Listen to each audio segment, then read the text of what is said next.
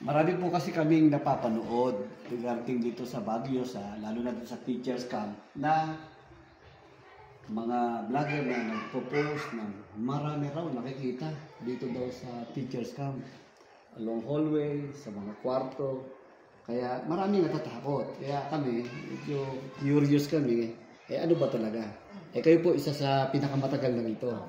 Pumasok ako dito ng 1992 to 96, tapos umalis ako, tapos bumalik ako ng 2003, up to now, wala naman po kami naranasan. Wala po. Kasi ito ay 1908 pa. Opo. Totoo po ba yun? Sabi, inabot na ito ng gera. Opo.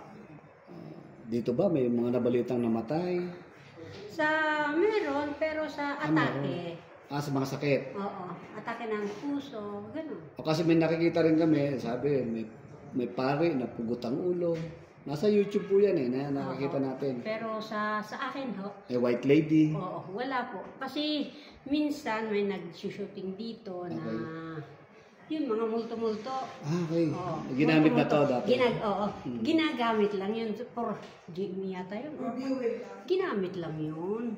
Wala talaga. Pero mula kayo nagtrabaho dito, ni paramdam, meron ba kayong naramdaman man na? Wala naman po. Sa akin, talagang sa akin, normal lang sana yun. Pero wala. Wala talaga. Kahit yung mga kasama nyo, ano ba, kasama ninyo, ako nakaramdam. Ito, matagal na rin. Di ba? Sir, wala, di ba? Wala rin, wala. Wala. Totally wala. Talagang wala. Sa tagal-tagal ko ito, wala. Kasi inabot ito ng panahon ng Hapon. Panahon ng Kastila At saka depende naman sa inyo, siguro. At least, napatunayan natin na wala.